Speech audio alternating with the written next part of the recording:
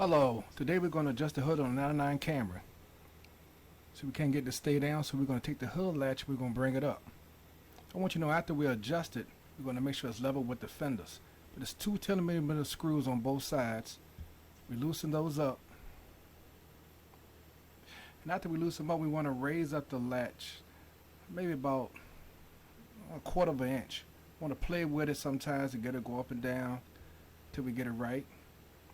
We tighten them up. We close the hood to see what happens.